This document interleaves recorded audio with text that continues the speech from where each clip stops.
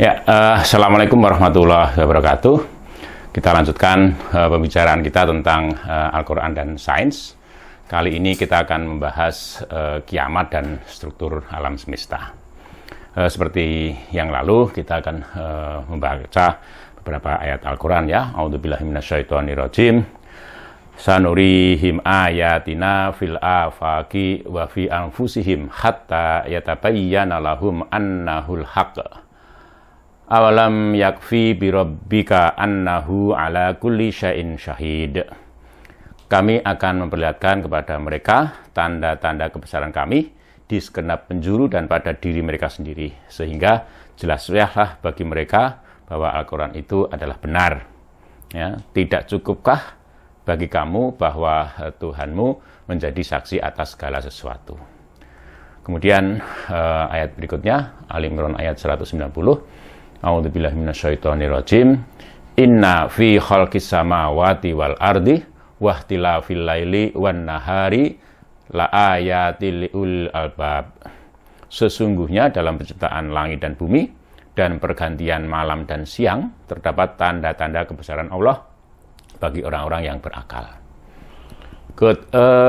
Perlu kiranya kita lihat kembali beberapa kesimpulan dari bagian sebelumnya ya, ketika kita membahas kaitan antara Islam dan sains dan juga dikaitkan dengan eksistensi manusia ya. Yang pertama bahwa ayat-ayat atau tanda-tanda kekuasaan Allah yang diperlihatkan di berbagai titik di alam semesta itu perlu ditafsirkan. Ya, ini dipahami secara lebih mendalam ya.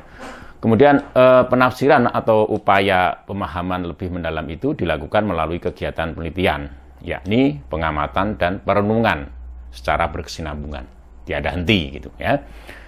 Nah, itu didorong oleh beberapa ayat ya. Jadi misalnya di sini Yunus ayat 101 ini, Qul dzuru ma dza fis samawati wal ardi wa ma tughnil ayatu wan nudhuru ngangqaumil la yu'minun ya. Katakanlah, perhatikanlah, amatilah ya, telitilah apa-apa yang ada di langit dan di bumi, dan tidaklah bermanfaat tanda-tanda kekuasaan Allah dan Rasul-Rasul yang memberi peringatan bagi orang-orang yang tidak beriman. Ya, jadi sesungguhnya tanda-tanda kekuasaan Allah itu harusnya bermanfaat ya bagi orang-orang yang beriman, dan mengambil manfaat itu adalah dengan jalan mengamati, memperhatikan ya, mengobservasi atau meneliti atau mencermati ya. Kemudian juga di sini saya rasa ini juga ayat yang terkenal ya, Al-Ghasyiyah ayat 17-20.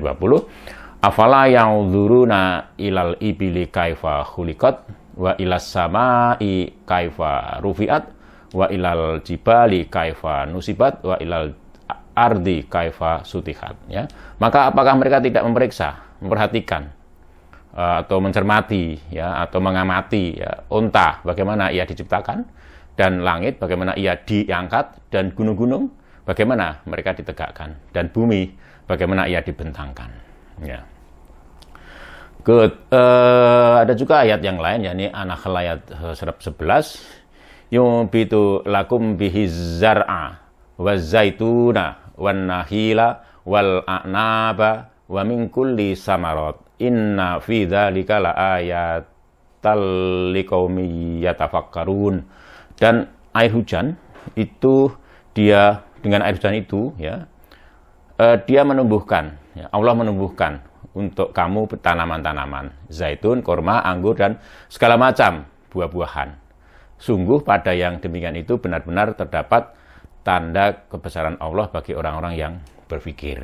Ya. Di sini kita sindir ya, bahwa segala hal itu tentu benar-benar merupakan tanda bagi orang-orang yang berpikir.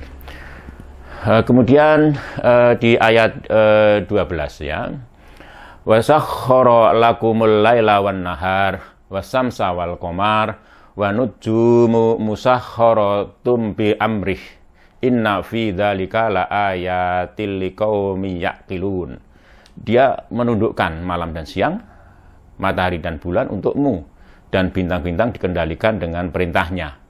Ya, sungguh pada yang demikian itu benar-benar terdapat tanda-tanda kebesaran Allah bagi orang-orang yang mengerti atau berakal ya, di sini yaqilun, berpikir ya, atau berakal gitu. Ya, good. Nah ini juga, jadi kita disindir oleh Allah ya, bahwa semuanya itu menjadi kan kita seharusnya tanda-tanda kebesaran Allah ya, kalau kita mau berpikir ya, atau karena kita berakal itu tadi, atau menggunakan akal kita. Nah berikutnya, kesimpulan berikutnya adalah bahwa sains merupakan upaya menemukan pola-pola keteraturan alam dan membingkainya menjadi kaidah-kaidah umum yang runtut ya. Nah kaidah-kaidah umum yang runtut itu kemudian digunakan untuk memberi penjelasan tentang gejala-gejala alam, memprediksi gejala-gejala alam, dan yang lain juga, yang penting juga adalah untuk mengendalikan atau mengatur gejala-gejala alam ya, yang kita sering kenal sebagai teknologi ya. Good. Kemudian sains dalam pengertian yang utuh dipahami bukan hanya sebagai fakta-fakta dan hipotesa-hipotesa ilmiah yang tertulis dalam buku-buku dan jurnal-jurnal sains semata, melainkan lebih daripada itu ya, sains juga meliputi hal-hal yang memungkinkan perkembangan atau dinamika yang mengubah fakta-fakta atau hipotesa-hipotesa ilmiah itu dan mendapatkan fakta-fakta dan hipotesa-hipotesa ilmiah yang baru gitu. Ya, jadi sains bukan hanya sekedar fakta-fakta ilmiah yang tertulis di dalam jurnal-jurnal ilmiah atau buku-buku ilmiah, tapi juga bagaimana menggali fakta-fakta ilmiah itu, bagaimana mengambil kesimpulan sehingga diperoleh fakta-fakta ilmiah itu. Ya, good. Nah, pemahaman tentang sains semacam ini tentu sejalan dengan perintah Al-Quran seperti yang kita sebutkan di atas ya. Kita diberitahu untuk melihat, mengamati, meneliti, mencermati, lalu kita berpikir, lalu menggunakan akal kita untuk memahami semuanya itu. Jadi sains adalah tafsir atau hasil penafsiran ayat-ayat kauniyah, yakni ke ayat-ayat yang di kebesaran Allah ya, yang ditebar di berbagai tempat di alam semesta ini. Good. Kemudian teori sains diharapkan mampu memberikan gambaran yang utuh dan rinci tentang keseluruhan sistem atau alam ya, meskipun harus berangkat dari pengamatan terbatas pada bagian tertentu dari sistem itu. Karena keterbatasan kita sebagai manusia, kita tidak bisa mengamati semua yang ada di dalam sistem itu. Jadi hanya sebagian saja dari sistem itu yang bisa kita amati. Nah, dari situ, yang dari sebagian itu kita berusaha untuk mendapatkan gambaran yang utuh, rinci, menyangkut keseluruhan sistem itu. Ya, itulah teori. Nah, akibatnya setiap teori sains yang disusun secara induktif memiliki domain keberlakuan yang terbatas, ya. Tidak meliputi seluruh fenomena alam yang ada, atau tidak meliputi seluruh sistem yang ada, gitu ya. Sains itu proses pencarian yang tidak pernah akan berhenti, kebenaran yang mungkin didapat bukan kebenaran akhir, melainkan kebenaran yang terakhir dalam proses pencarian itu. Karena proses pencarian terus berlangsung, maka kebenaran yang terakhir akan disusul oleh kebenaran terakhir berikutnya, kemudian tiada henti. Ya. Nah, ada dua hal yang harus dilakukan terkait dengan interaksi antara sains dan Al-Quran. Jadi yang pertama, mencurigai fakta-fakta ilmiah yang didapat ya, dari penelitian sains itu. Dan hal ini sudah pasti mengingat fakta alamiah sains itu ya, terkait nilai-nilai ilmiah dan attitude ilmiah atau sikap perilaku ilmiah kita. Dan menarik tafsir Al-Quran ke dalam premis-premis sains, atau paling tidak ayat-ayat Al-Quran diikut sertakan menjadi inspirasi bagi penelitian sains itu. Ya. Dan yang kedua, mencurigai atau meninjau ulang penafsiran terhadap Al-Quran. Bukan karena Al-Quran itu yang salah, tetapi bisa jadi penafsirannya lah yang kurang tepat atau tidak, kurang sesuai dengan hasil pembelajaran manusia atau perkembangan sains gitu. Ya. Oke, nah dalam ini sains itu membantu memahami atau menafsirkan ayat-ayat Al-Quran, terutama ayat-ayat Al-Quran yang menyinggung fakta-fakta ilmiah. Good. Sains harus diposisikan dan dikaitkan dengan tafsir Al-Quran dalam posisi dan kaitan yang dinamis serta setimbang gitu. Ya. Nah, Al-Quran dan tafsirnya memberi inspirasi pengembangan sains, dan sains dapat berperan sebagai alat bantu dalam menafsirkan ayat-ayat Al-Quran. Bukan alat untuk menera kebenaran Al-Quran, bukan alat untuk menentukan atau membuktikan kebenaran Al-Quran. Ya, good. Nah, sekarang kita menginjak pembahasan yang menjadi pokok ya, bahasan kali ini, yakni berita tentang kiamat dan struktur alam semesta. Di dalam Al-Quran banyak sekali ya, atau di berita dari Rasulullah ya, disampaikan tentang hari akhir atau kiamat ya. Jadi misalnya ini ya, sesungguhnya matahari mendekat kepada manusia pada hari kiamat ya, jaraknya dari mereka hanya 1 mil. Ketika itu mereka dikenal sesuai amal masing-masing. Hadis riwayat Bukhari ya. Berikutnya, pada hari kiamat matahari akan didekatkan kepada manusia hingga berjarak kira-kira 1 mil atau 2 mil. Maka matahari akan memanaskan mereka hingga mereka mengeluarkan keringat seukuran amal perbuatan mereka. Hadis sahih riwayat Muslim. Ya. Nah, berikutnya pada hari kiamat matahari akan didekatkan kepada manusia hingga berjarak kira-kira 1 mil. Ya. Dengan demikian panasnya semakin bertambah segini-segini. Ya. Matahari itu akan memanaskan manusia sebagaimana api memanaskan periuk. Ya. Jadi ini hadis riwayat Ahmad. Ya. Matahari akan didekatkan kepada manusia hingga berjarak kira-kira 1 mil. Ya. Nah, matahari akan mendekati bumi hingga manusia mengeluarkan keringat. Hadis riwayat Ahmad. Ya. Oke.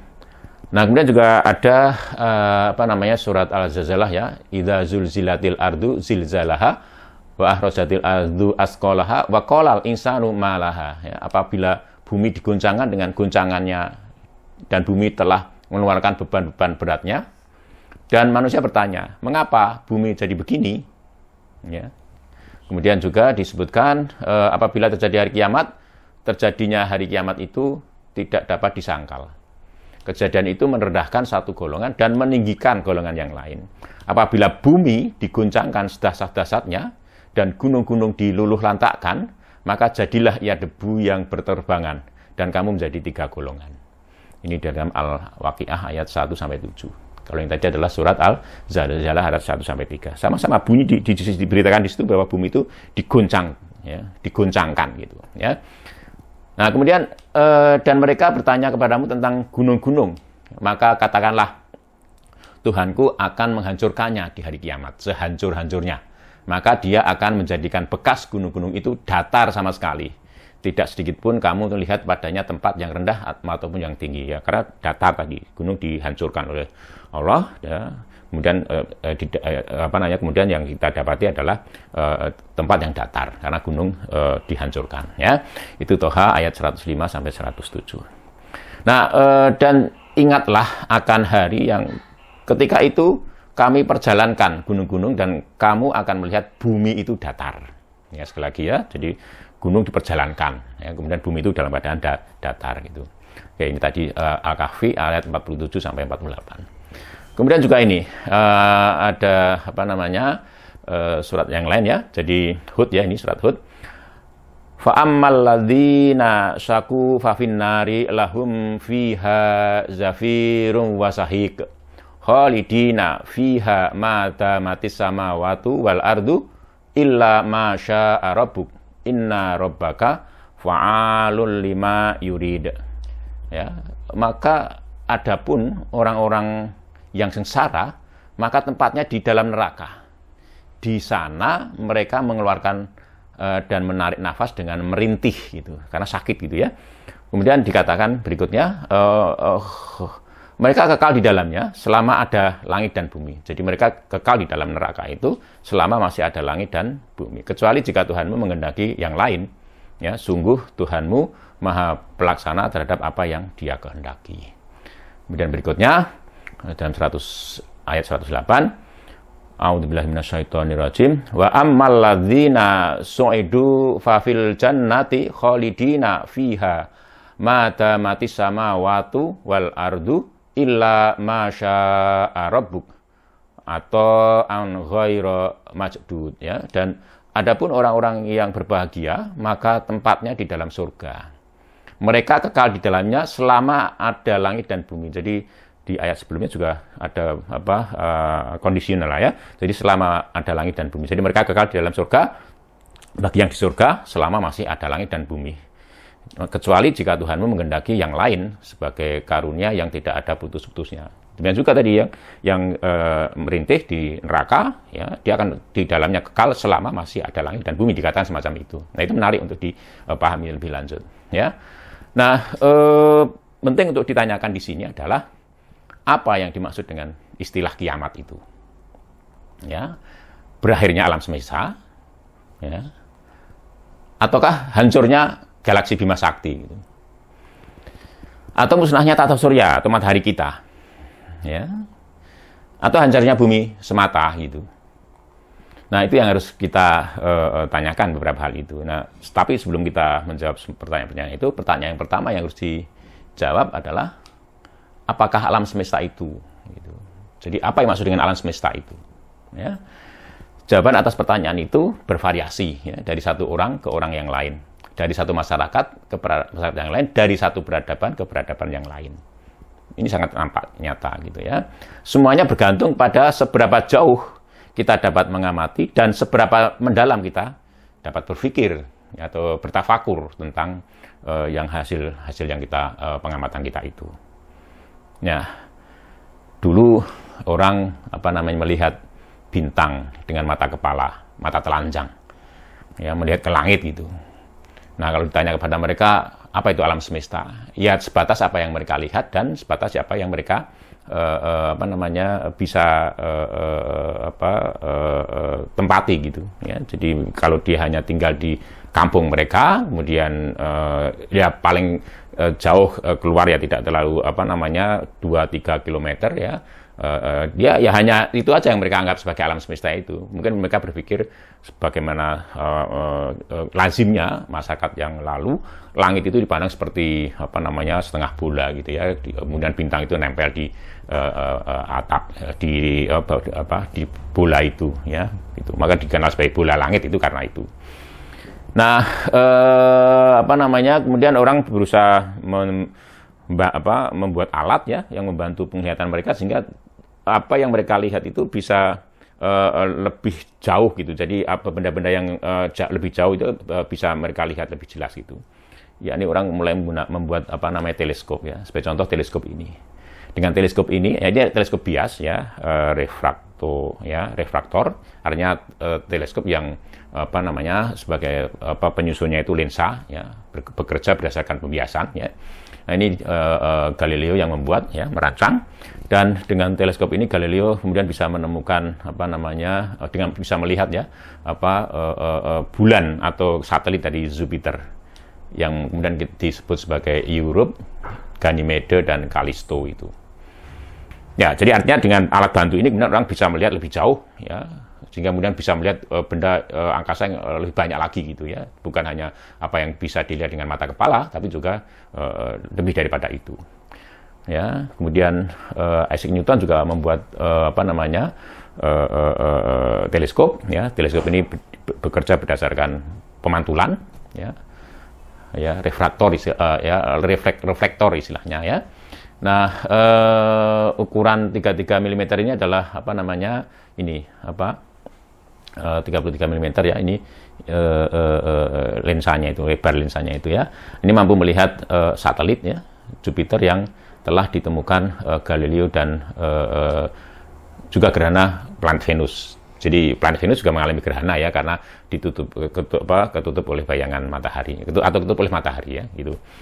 Oke, jadi Newton dengan alat ini mampu melihat 4 satelit Jupiter yang sebelumnya telah ditemukan oleh Galileo gitu, dengan teleskopnya tentu saja ya. Oke, jadi lihat ya, dengan alat bantu itu kemudian manusia bisa melihat lebih jauh gitu ya. Good. Nah, kemudian William Herschel ya itu membuat teleskop ya, teleskop pantul ya. Jadi yang berukuran 1,26 meter itu artinya bahwa diameter dari cermin cekung yang digunakan untuk memantulkan itu, menangkap cahaya dan memantulkan itu 1,26 meter gitu. Ya, ini cukup besar ya, manusia hanya segini ini gitu ya. Oke. Nah, teleskop dengan teleskop ini Herschel itu mampu melihat bulan Mimas dan Enceladus milik Saturnus, dan juga bulan Titania dan Oberon milik Uranus itu. Jadi masing-masing planet itu juga memiliki bulan seperti bumi memiliki bulan, maka planet-planetnya juga secara umum memiliki bulan. Ya, tahun 1785 Herschel berusaha menggambarkan struktur Bima Sakti sebagai tersun atas bintang-bintang yang tersun menjadi plat pipih dengan matahari di pusatnya. Jadi dengan alat ini juga William Herschel kemudian lebih banyak melihat bintang, posisinya dan sebagainya, diukur dan sebagainya. Kemudian dia memperkirakan Bima Sakti kita ini atau the Milky Way ini itu menurut bayangan Herschel itu tersun atas bintang-bintang dan mungkin benda-benda yang lain, dan itu membentuk lempeng pipih gitu ya. Itu apa namanya, bayangan Herschel, ya, dari hasil pengamatan tentu saja, ya. Ini replika apa namanya teleskop tersebut, ya, hanya sekedar replika, ya. Good. Nah, ini teleskop yang membawa apa namanya perubahan yang cukup besar, ya, pandangan manusia terhadap alam semesta, ya. Jadi ini teleskop yang baru dibuat saat itu, 1929 sekitar itu, dan oleh ini ada di Mount Wilson dengan ukuran apa namanya, ini juga reflektor, ya, cermin cekung dengan diameter 2,5 meter, jadi 2 kali lipat, ya, kira-kira dari apa yang dimiliki oleh Herschel itu tadi. Nah, ini teleskop yang mengubah pandangan manusia tentang alam semesta, ya. Ini yang digunakan oleh Edwin Hubble, ya. Dengan itu Edwin Hubble mendapatkan fakta-fakta ini. Yang pertama, nebulae tertentu, ya, itu bukanlah awan, debu dan gas yang berada di Bima Sakti, melainkan di kumpulan bintang-bintang di luar Bima Sakti. Jadi di masa itu orang melihat adanya nebula atau kabut-kabut antar bintang gitu. Nah, ternyata tidak semua kabut antar bintang itu berada di antar bintang itu gitu, ya. Jadi nebula-nebula atau kabut-kabut yang ada yang sebagian yang ternyata itu merupakan struktur lain gitu, ya, di luar angkasa, di luar Bima Sakti, ya, di luar jauh di luar Bima Sakti gitu, ya.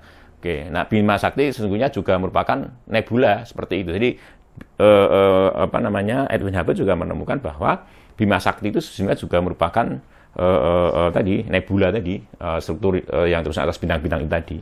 Nah, kumpulan-kumpulan bintang itu kemudian disebut galaksi, bergerak saling menjauh satu dengan yang lain. Jadi Edwin Hubble juga menemukan bahwa galaksi-galaksi yang ada di alam semesta itu apa namanya menjauh secara sistemik, ya, dari satu dari yang lain, jadi saling menjauh gitu, ya.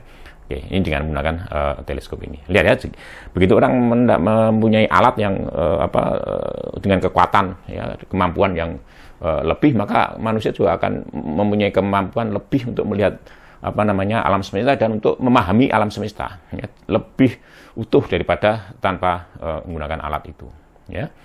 Good. Nah, manusia berusaha mendapatkan informasi dari angkasa luar dengan berbagai cara gitu. Nah, perlu disadari di sini bahwa dari langit kita itu, dari langit sana kita itu disembur atau disiram, ya, dengan berbagai macam jenis radiasi, ya. Ada partikel-partikel elementer maupun ada juga apa namanya gelombang elektromagnetik gitu, ya. Oke, nah radiasi itulah yang membawa informasi dari berbagai bagian alam semesta. Sehingga kemudian kalau kita mampu apa namanya menangkap radiasi itu apapun bentuknya, ya, kemudian kita olah, ya, dan dari sana kita dapatkan informasi yang cukup banyak, jauh lebih banyak daripada kita hanya menggunakan teleskop optik yang kita bicarakan tadi, ya, gitu. Maka kemudian orang membuat misalnya teleskop, ya, yang menangkap sinar X, ya. Jadi di sini lengkapi dengan piranti yang mampu menangkap sinar X dari angkasa luar sana. Kemudian setelah ditangkap, ya, kemudian diolah gitu, sehingga kita dapat melihat melalui dengan menggunakan sinar X itu, ya. Kemudian ada juga sinar inframerah, ya, kemudian ada gelombang radio, ya, dan sebagainya. Ya, oleh karena itu kemudian makna melihat itu berubah gitu. Jadi melihat, mengamati, mengalami perubahan makna. Jadi bukan hanya menggunakan mata secara langsung atau menggunakan teleskop optik tadi, itu juga dengan mata secara langsung, tapi dengan menggunakan ini apa namanya berbagai macam radiasi tadi, ya. Radiasi ditangkap oleh detektor, ya, kemudian dari detektor itu kemudian ya nanti ada prosesnya itu, ya. Jadi sehingga kemudian kita dapatkan apa namanya informasi itu tentang benda-benda yang ada di alam semesta itu, ya. Dan itu kita bisa melihat lebih banyak lagi benda, ya. Ini contohnya, jadi apa namanya radioteleskop. Jadi ini teleskop yang menangkap gelombang radio dari alam semesta, dari berbagai tempat, ya, di alam semesta sana, kemudian diolah. Nah, ini diperlukan banyak sekali teleskop radio ini karena orang berharap semakin banyak, ya, menangkap radiasi radio itu dari berbagai tempat di alam semesta. Semakin banyak radiasi yang kita tangkap, maka semakin banyak informasi tentang alam semesta itu, ya.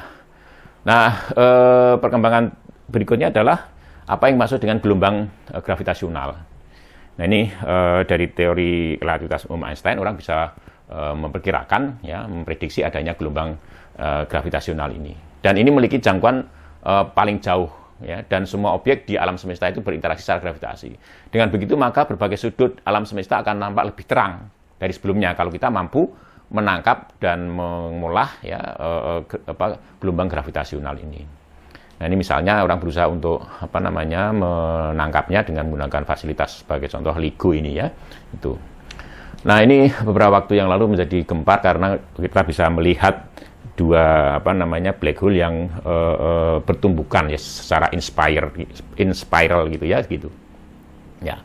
Contohnya, jadi akhirnya semakin alat semakin canggih, semakin banyak radiasi yang kita tangkap, maka kemudian semakin banyak yang kita bisa pahami dari alam semesta itu.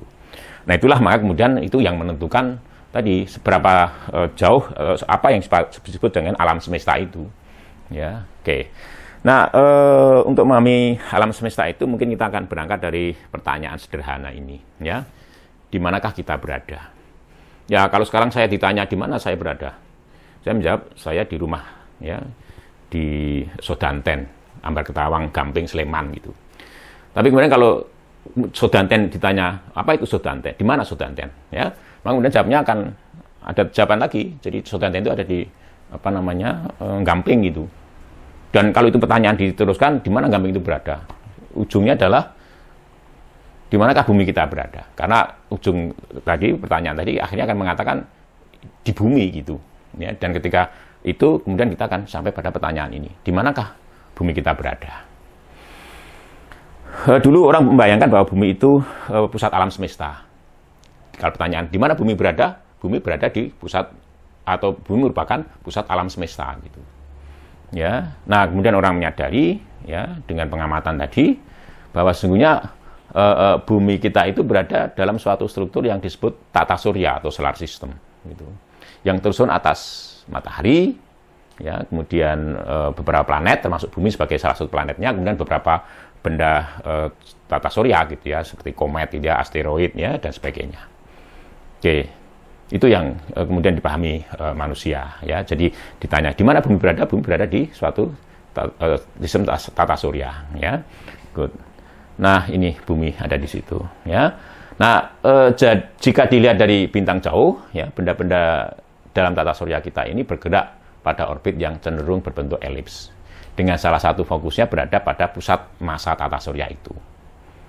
Ya. Nah, pusat massa tata surya itu berada sangat dekat dengan pusat massa matahari. Ya. Berhubung matahari mendominasi massa tata surya. Jadi sebagian besar, yakni 99,8% massa tata surya kita ini itu dimiliki oleh matahari. Jadi begitu dominan matahari di dalam sistem tata surya kita ini. Ya. Nah, tetapi tidak salah ya untuk mengatakan bahwa matahari bergerak mengelilingi bumi gitu. Ya, fisikawan akan selalu bersepakat dulu tentang sistem kerangka acuan untuk membicarakan gerak gitu. Nah, kalau kita diam di bumi, kerangka acuan diam terhadap bumi, maka kemudian tidak salah ya saya katakan bahwa matahari bergerak mengelilingi bumi. Ya, good. Satu hari di suatu planet ya itu adalah waktu yang dibutuhkan oleh planet itu untuk berotasi pada porosnya 1 kali putaran. Ya, gitu ya, lihat ya. Jadi artinya bahwa ini sama saja mengatakan satu hari di suatu planet adalah waktu dari saat terbit matahari sampai terbenamnya sampai terbitnya kembali matahari itu. Ya, sesaat sebelum terbitnya matahari itu. Ya, jadi itu satu hari. Ya. Nah, 1 tahun di sebuah planet, oleh karena itu adalah waktu yang dibutuhkan oleh planet untuk melengkapi satu orbitnya. Jadi, dikatakanlah misalnya planet itu bergerak mengelilingi pusat tadi, pusat tata surya itu, ya ini katakanlah matahari, mudahnya begitu ya. Nah, 1 tahun menurut planet itu adalah waktu yang dibutuhkan untuk melengkapi 1 kali orbit itu, mengelilingi matahari itu 1 tahun. Gitu. Ya, jadi itu lebih esensial daripada 24 jam gitu ya. Karena 24 jam tentu satu hari di planet yang lain tentu bukan 24 jam seperti yang ada di bumi gitu ya. Good, ini beberapa catatan tentang kala revolusi atau 1 tahun di berbagai planet ya dan 1 hari di planet. Jadi yang menarik adalah ini, jadi Venus itu. Jadi yang lain kita lihat bahwa kala revolusi selalu lebih besar daripada kala rotasi ya. Oke, 1 hari kalau dihitung dengan 1 hari di bumi ya, di planet-planet itu selalu lebih pendek daripada 1 tahun. Tetapi uniknya di planet Venus ini, ya, 1 hari di Venus itu 243 hari di bumi. Ya. Kemudian 1 tahun di Venus itu 224,7 hari di bumi gitu. Nah, Anda bisa saksikan di sini bahwa jika Anda tinggal di Venus selama 6 tahun, ya, 1 tahun di sini diukur dalam ukuran Venus, ya, maka Anda akan melihat matahari terbit sebanyak 5 kali. Hanya 5 kali gitu, matahari terbit. Ya, jadi meskipun Anda tinggal 6 tahun di sana gitu. Ya, ini unik. Jadi tidak heran ya, kemudian kalau ada mungkin entah di mana di angkasa luar, ya, itu di tata surya yang mana bisa saja ada ditemukan planet, ya, di mana 1 tahun itu bisa memiliki 1 hari, maaf ya, itu bisa bertahun-tahun gitu, bisa 1000 tahun gitu, ya, bisa jadi situasi seperti itu, ya. Oke. Nah, seberapa pentingkah bumi bagi tata surya secara keseluruhan? Ya, ya itu. Jadi segitu itu bumi kalau dilihat, ya. Nah, bumi memang penting bagi manusia, ya, karena kita hidup di bumi, gitu ya. Tetapi bumi tampak remeh bagi keseluruhan tata surya. Tadi lihat ya, jadi massa tata surya itu didominasi oleh matahari, ya, 99,8%, ya, massa tata surya itu adalah massa matahari. Nah, yang 0,2% itu, ya, ini didominasi oleh 4 planet ini, 4 planet luar ini, Jupiter, Saturnus, Uranus, dan Neptunus gitu, ya. Nah, yang lain begitu remeh, ya, sebegitu remeh jika dibandingkan dengan matahari dan juga 4 planet yang lain itu. Jadi ya, bumi penting bagi kita manusia, tetapi bumi tampak remeh bagi keseluruhan tata surya kita. Ya, apakah tata surya ini merupakan keseluruhan alam semesta? Berikutnya, ya. Nah, dulu ada yang berpikir semacam itu, jelas ya. Jadi dianggapnya bahwa tata surya kita itu merupakan alam semesta keseluruhan itu, ya.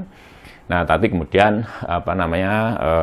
dengan pengamatan, ya, dengan perenungan, bertafakur dan sebagainya, orang menyadari bahwa sistem tata surya kita itu merupakan bagian dari suatu atau berada di dalam kumpulan bintang-bintang dan benda-benda lain di angkasa yang keseluruhannya dikenal sebagai Bima Sakti itu. Jadi artinya bahwa tata surya kita bukanlah alam semesta keseluruhan, tapi tata surya kita itu bagian dari Bima Sakti itu, the Milky Way itu. Nah, tentu saja nanti akan ada pertanyaan, ya, ada pertanyaan, apakah the Milky Way itu adalah keseluruhan alam semesta begitu, ya. Wilhelm Herschel, ya, dan orang sezamannya menganggap bahwa Bima Sakti itulah keseluruhan alam semesta. Ya, alam semesta digambarkan oleh Herschel sebagai kumpulan bintang-bintang dan berbagai benda angkasa lain dengan kumpulan itu berbentuk pipih, ya, semacam ini. Ini gambaran yang diberikan oleh Wilhelm Herschel itu, ya. Matahari kita berada di pusat kumpulan itu. Ya, tetap saja matahari kita dianggap sebagai pusat alam semesta itu, ya. Good. Nah, kemudian para pakar membuka mata kita. Sekali lagi, ini karena kemampuan piranti, ya, yang untuk digunakan untuk mengamati itu semakin canggih, gitu ya, semakin kuat, ya, semakin hebat kemampuannya, dan juga perenungan yang kita lakukan semakin dalam.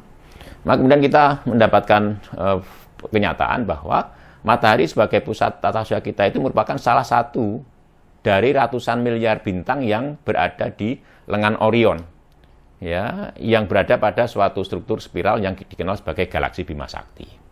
Ya, kira-kira bentuknya semacam ini, ya. Ini salah satu sudut Orion, ya. Kemudian ini Bima Sakti itu galaksi dari samping, ya. Kita ada di sini, matahari kita ada di sini, dan kita ada di sini, gitu ya. Kita ada di sini, ya. Dan ini ada diamati. Yaitu ada emisi sinar gamma dan sinar X, ya, yang bentuknya semacam itu.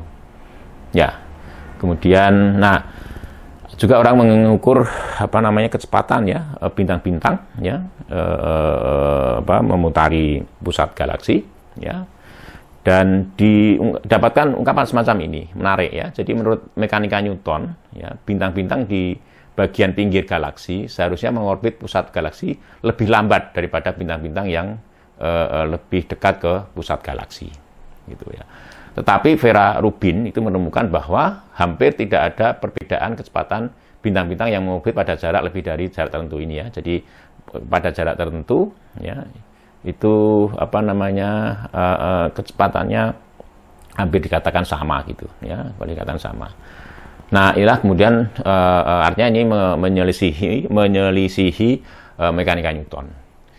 Ya, kalau orang kemudian hanya apa namanya bersandar pada hasil pengamatan sejumlah bintang-bintang yang ada di galaksi itu gitu. Artinya kemudian agar itu tidak menyalahi mekanika Newton, ya lalu orang berpikir seharusnya ada suatu benda material yang masanya cukup besar ya, dan tapi itu tidak terlihat gitu. Dan tentu akan mempengaruhi gerak bintang-bintang di dalam galaksi itu, sehingga kemudian menjadikan fitur kecepatan galaksi semacam itu ya. Oke. Nah, ya ini gambar artis ya. Jadi gambaran tentang galaksi Bima Sakti, dan kita ada di sini di lengan Orion tadi ya. Dan diameternya kira-kira 120.000 tahun cahaya ya. Good. Nah, matahari merupakan salah satu dari sekitar 200 miliar ya bintang yang berada di galaksi Bima Sakti, dan bukan bagian istimewa bagi keseluruhan galaksi Bima Sakti ya. Terdapat tata surya lain di galaksi ini ya. Jadi artinya bahwa matahari tata surya kita ini bukan bagian yang istimewa dari keseluruhan Bima Sakti itu ya. Terdapat tata surya lain di galaksi ini. Nah, ini diagram Hertzsprung-Russell ya. Dan ini bagaimana orang menggambarkan fitur-fitur dari bintang-bintang yang ada di alam semesta itu ya, dari hasil pengamatan kemudian dimasukkan sebagai katalog itu. Nah, katalog ini memberikan gambaran tentang temperatur permukaan bintang itu, lalu luminositas. Jadi luminositas itu berapa energi yang dipancarkan tiap satu satuan waktu gitu yang oleh permukaan bintang itu, dan juga radius ya, jari-jari bintang itu ya. Kemudian yang lain ya, jadi magnitude absolut, jadi ini terkait dengan radiasi bintang itu. Nah, matahari kita ada di sini.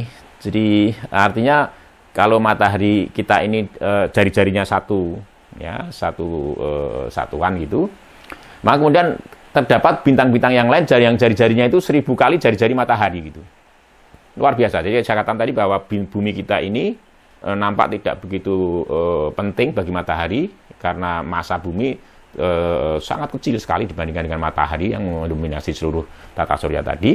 Tapi ternyata matahari yang begitu gigantis gitu ya, ternyata itu tidak seberapa dibandingkan dengan bintang lain ya. Ada bintang-bintang yang radiusnya itu 1000 kali jari-jari matahari itu ya, di situ itu ya. Oke, jadi itu juga menunjukkan bahwa betapa matahari kita ini juga bukan siapa-siapa gitu ya, kalau dibandingkan dengan bintang-bintang yang ada di alam semesta itu. Matahari kita masuk ke dalam apa yang disebut sebagai main sequence ya, jadi barisan utama. Artinya barisan awam gitu ya, barisan awam. Jadi bintang-bintang kecil ada di situ gitu ya. Oke. Nah, apakah Bima Sakti itu keseluruhan alam semesta? Gitu pertanyaan berikutnya. Jadi setelah menanyakan apakah tata surya kita itu alam semesta keseluruhan, ya ternyata bukan. Ya, tata surya kita itu bagian dari galaksi Bima Sakti. Maka tidak heran kalau kemudian kita bertanya apakah Bima Sakti itu bukan bagian dari merupakan alam semesta keseluruhan gitu, ya. Tidak. Ternyata juga tidak gitu. Nah, Bima Sakti merupakan anggota suatu kelompok galaksi yang disebut kelompok lokal, yang tersusun atas 43 galaksi. Kelompok lokal, artinya ada kelompok-kelompok lain, ada gugus-gugus lain, gitu ya, gitu. Ada klaster-klaster galaksi yang lain ya, selain klaster lokal semacam itu, ya. Nah, ini kira-kira gambarannya. Nah, ini meskipun konsep galaksi itu ditemukan tahun 1929 oleh Edwin Hubble, tetapi objek yang akhirnya kemudian kita sebut galaksi itu sudah ditemukan jauh sebelumnya. Sebagai contoh ini tahun 700-an sudah ada. Jadi 1700-an sudah ada orang menemukan, sudah ada galaksi yang ditemukan sebagai nebula tadi, sebagai kabut antar bintang tadi.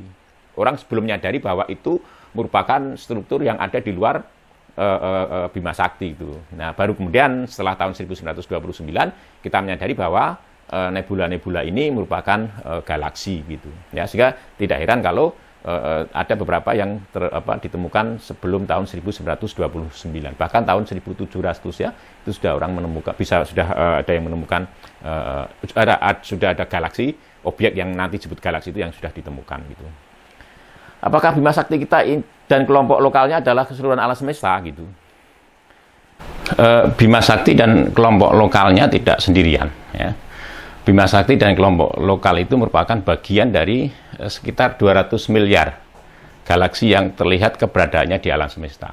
Gitu. Jadi oleh karena itu Bima Sakti dan kelompok lokal itu bukan alam semesta keseluruhan gitu. Ya. Galaksi Bima Sakti pun bukan merupakan galaksi istimewa di antara ratusan miliar galaksi itu. Ya. Apakah keseluruhan galaksi dan gugus-gugus galaksi yang terlihat itu merupakan keseluruhan alam semesta? Gitu. Nah, ternyata Hubble juga menemukan keadaan ini. Ya. Jadi bahwa kalau kita mengamati sebuah galaksi yang posisinya R, maka galaksi itu akan bergerak menjauhi kita. Ya, dengan kecepatan V yang dirumuskan dengan hukum ini. Nah, dari sini kemudian orang bisa menunjukkan dengan mudah bahwa H0 itu tetapan ya, orang bilang sebagai ketetapan Hubble. Jadi kecepatan sebuah galaksi yang terlihat memiliki posisi R dari kita itu dirumuskan secara sederhana semacam ini. Dari sini kemudian kita dapatkan dengan mudah ya bahwa galaksi satu dengan yang lain itu saling menjauh gitu. Ya, saling menjauh satu dari yang lain gitu. Ya. Good. Nah, situasinya semacam ini ya. Jadi kalau suatu waktu ya situasinya semacam ini, maka pada saat T berikutnya T2 setelah T1 galaksi itu saling menjauh gitu. Ya, secara sistemik. Jadi ini seperti kalau Anda meletakkan kita punyai selembar karet begitu. Kemudian kita letakkan kerikil ya pada karet itu kan karetnya kemudian ditarik itu sehingga karetnya bertambah luas itu. Maka kerikil-kerikil itu akan terseret ya, sehingga kerikil itu akan menjauh gitu. Sama seperti itu, artinya bahwa kemudian disimpulkan bahwa ruang alam semesta itu mengembang gitu. Jadi ruang alam semesta itu mengembang sehingga galaksi itu kemudian ikut saling menjauh gitu. Ya. Oke, jadi ruang alam semesta antara galaksi itu mengembang, ukuran galaksi itu tetap berhubung adanya gravitasi antar bintang dalam galaksi itu. Jadi sebenarnya juga akan ada pengembangan ruang di antara bintang-bintang di dalam galaksi itu, sehingga galaksi itu akan membesar gitu. Tapi karena antar bintang di dalam galaksi itu ada gravitasi kuat gitu ya, maka ukuran gravitasi itu melawan pengembangan itu ya, sehingga kemudian ukuran galaksi tetap, tapi jarak antar galaksi itu yang kemudian mengembang, sehingga galaksi saling menjauh. Itu yang terjadi di alam semesta ya, dari pengamatan itu. Karena ruang alam semesta ini mengembang dan cepat rambat cahaya terbatas, maka ada cahaya-cahaya yang tidak pernah sampai ke kita gitu. Itu artinya apa? Jadi ada cahaya-cahaya dari objek-objek, ya bisa jadi juga galaksi yang tidak akan pernah sampai ke kita, tidak pernah kita tangkap, tidak pernah kita lihat gitu. Jadi akibatnya ada bagian alam semesta ini yang tidak pernah terlihat oleh kita, ya. Dan kita katakan ya, jadi ada bagian alam semesta yang berada di bawah cakrawala atau ufuk atau horizon dan tidak pernah terlihat oleh mata kita atau oleh alat pengamatan kita, ya. Good. Apa itu alam semesta? Ya, kemudian pertanyaan semacam itu. Alam semesta adalah segala hal yang dimungkinkan untuk diamati dan juga segala hal yang berada di balik semua itu. Jadi ketika kita menyadari bahwa ada ada benda-benda yang karena alam semesta mengembang tadi ya, ada bagian-bagian yang tidak pernah kita lihat, ya. Kemudian konsep alam semesta kemudian menyangkut hal-hal yang tidak pernah kita lihat itu. Sehingga kemudian alam semesta adalah segala sesuatu atau kita pahami sebagai segala sesuatu yang dimungkinkan untuk diamati dan juga segala hal yang berada di balik itu semua, yakni di bawah cakrawala atau ufuk itu. Bagian alam semesta yang dimungkinkan untuk diamati disebut metagalaksi. Jadi kalau digambarkan situasinya semacam ini. Jadi kita berharap ya kita berasumsi bahwa ada hukum yang mengatur ya secara konsisten ya mengatur apa namanya sistem ya yang ada itu ya. Nah kemudian sistem itu kita sebut sebagai universe atau alam semesta itu. Jadi alam semesta oleh karena itu adalah apa namanya ini tadi objek ideal ya yang diasumsikan ada dan apa namanya itu tunduk pada hukum ya, hukum yang konsisten ya, hukum-hukum fisik yang konsisten gitu ya. Dan kemudian apa namanya ya kita lihat tadi bahwa alam semesta yang bisa kita atau mungkin kita amati kita sebut sebagai metagalaksi. Nah, padahal sebenarnya universe atau alam semesta itu tidak hanya meliputi metagalaksi, tetapi ada apa yang dibalik metagalaksi itu, sesuatu yang tidak pernah kita bisa amati, tidak mungkin kita bisa amati. Maka kemudian orang menggunakan prinsip Cusanus itu, ya, bahwa metagalaksi itu adalah karakteristik bagi universe atau alam semesta keseluruhan gitu. Artinya bahwa kita cukup kemudian memahami apa namanya metagalaksi itu dan menarik hukum-hukum yang ada di metagalaksi itu dan kita berharap itu berlaku untuk apa namanya seluruh alam semesta yang ada, baik yang metagalaksi itu sendiri maupun yang dibalik metagalaksi ya itu. Oke, itu ya kira-kira yang dimaksud dengan alam semesta. Alam semesta tadi sekali lagi mungkin perlu kita lihat ya, alam semesta adalah segala sesuatu, segala hal yang dimungkinkan untuk diamati dan juga segala hal yang berada di balik semua itu, yakni di bawah cakrawala atau horizon. Ya, yang bisa kita amati, ya, kita sebut sebagai yang bisa atau mungkin, meskipun belum dilakukan, tapi mungkin untuk kita amati, kita sebut sebagai metagalaksi. Dan apa namanya hukum fisika bagi keseluruhan alam semesta itu kita tarik dari pengamatan terhadap metagalaksi. Ya, oke. Nah, patut bagi kita kemudian untuk mengingat kembali apa yang disampaikan oleh Allah di dalam surat Al-Mulk ayat 3 ya, yang telah menciptakan 7 langit berlapis-lapis. Kamu sekali-kali tidak mendapati pada ciptaan Tuhan yang Maha Pemurah sesuatu yang tidak setimbang atau saling bertangan atau ada kejanggalan atau ada keanehan atau cacat. Itu terjemahan dari tafawud ya, jadi banyak sekali terjemahan bagi tafawud itu di dalam ayat ini ya. Jadi bisa tidak seimbang atau saling bertentangan, ada kejanggalan, ada keanehan, ada cacat itu. Jadi artinya bahwa kamu sekali-kali tidak akan mendapati pada ciptaan Tuhan yang Maha Pemurah itu sesuatu yang tidak seimbang atau sesuatu yang saling bertentangan atau sesuatu yang ada kejanggalan atau sesuatu yang ada keanehan atau sesuatu yang memiliki cacat itu ya. Maka telitilah berulang-ulang apakah kamu dapati sesuatu yang tidak seimbang atau saling bertentangan atau ada kejanggalan atau ada keanehan atau ada cacat gitu. Ya, jadi kemudian orang bisa saja menafsirkan ya 7 langit berlapis-lapis. Artinya bahwa kita harus berbicara tentang alam semesta kita ini. Jadi kita harus berbicara tentang struktur alam semesta. Jadi 7 langit berlapis-lapis ini artinya bahwa ada banyak struktur atau struktur di alam semesta itu. Ya, maka dikatakan berlapis-lapis itu. Ya, good. Nah, bumi kita, tata surya kita, dan bahkan galaksi kita itu merupakan bagian yang biasa-biasa saja bagi alam semesta. Dan oleh karena itu, bukanlah bagian yang sangat menentukan nasib dan perkembangan alam semesta ke masa depan. Gitu. Kemusnahan matahari kita adalah kematian bintang biasa. Ya. Serupa dengan gugurnya selembar daun di antara ratusan juta daun yang menyelimuti sebatang pohon. Adapun kematian sebatang pohon, itu pun tidak berarti apapun bagi keberadaan miliaran pohon yang tumbuh di permukaan bumi itu. Ya, kemusnahan matahari bukan berarti berakhirnya bagian penting, ya, paling penting ya, dalam galaksi kita, kemusnahan matahari tidak memiliki arti bagi keberadaan galaksi Bima Sakti, melainkan merupakan kesenantiasaan dan keniscayaan ya dalam keberlangsungan Bima Sakti dan juga alam semesta. Ya. Sebagaimana gugurnya selembar daun di antara tunas-tunas muda yang tumbuh, kemusnahan matahari pun dikelilingi oleh kelahiran bintang-bintang muda. Oleh karena itu, kematiannya bukanlah tonggak berakhirnya galaksi Bima Sakti. Ya, apalagi berakhirnya alam semesta.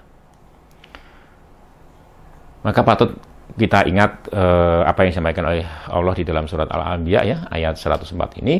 Ingatlah pada hari langit kami gulung, seperti menggulung lembaran-lembaran kertas. Sebagaimana kami telah memulai penciptaan pertama, begitulah kami akan mengulanginya lagi. Suatu janji yang pasti kami tepati. Sungguh kami akan melaksanakannya. Ya, gitu ya. Nah, lalu bagaimana masa depan alam semesta kita ini? Jadi kalau kematian, kemusnahan matahari bukan akhir dari alam semesta, lalu bagaimana nasib alam semesta ya, di masa depan? Ya. Nah, menurut teori yang sekarang ini banyak diyakini, ya, jadi alam semesta itu berangkat dari apa yang maksud Big Bang atau dentuman besar. Jadi dari satu titik, ya, kemudian terjadi ledakan atau dentuman besar. Disitulah mulai tercipta ruang dan waktu gitu. Ya, lalu berproses ya, lalu kemudian ruang waktu itu mengalami inflasi ya, atau alam semesta mengalami inflasi, artinya bahwa pengembangan yang sangat cepat gitu, eksponensial gitu ya. Nah, kemudian pada titik tertentu kemudian terbentuk ya berbagai macam isinya gitu ya, material dan sebagainya di situ. Nah, dari pengamatan WMEP bahwa dapatnya bahwa umur dari alam semesta ini adalah sampai sekarang ya, dari sejak dentuman besar itu sampai sekarang itu 13,7 miliar tahun itu. Nah, ini situasinya ya, jadi ada beberapa era yang misalnya ada era Planck, era Grand Unified Theory gitu ya, era elektrobik ya, era partikel ya, ini punya partikel-partikel, kemudian era nukleosintesis dan seterusnya. Lalu era terbentuknya galaksi gitu ya, melalui berbagai macam tahap itu ya. Good. Nah, para ilmuwan bukan hanya tidak yakin tentang proses berakhirnya alam semesta, bahkan mereka juga tidak yakin bahwa alam semesta ini akan berakhir gitu. Apakah alam semesta ini benar akan berakhir? Terdapat beberapa kemungkinan tentang masa depan alam semesta. Jadi yang pertama adalah ruang alam semesta itu susut kembali atau kolaps menjadi sebuah titik dengan kehancuran seluruh bintang dan galaksi yang ada di dalamnya. Orang menyebutnya sebagai big crunch gitu, ya. Atau alam semesta mengembang tanpa berhenti. Ada pengembangan konstan, ada juga pengembangan dengan dipercepat itu. Ya. Nih, ya, situasinya semacam ini. Jadi ada masih bingung apakah alam semesta akan berakhir atau tidak. Ya, jadi kalau berakhir artinya bahwa alam semesta semacam ini, ya, terjadi big crunch gitu. Ini model alam semesta tertutup yang mengalami ini. Ya, kemudian ada big freeze. Ya, jadi alam semesta itu mengembang dengan pengembangan yang konstan gitu. Ya, dan pada suatu waktu yang mengembang hanya jarak alam ruang ya antar galaksi itu, sehingga kemudian akan tercipta kekosongan. Ya, sesuatu yang dingin dan itu makanya disebut sebagai big freeze.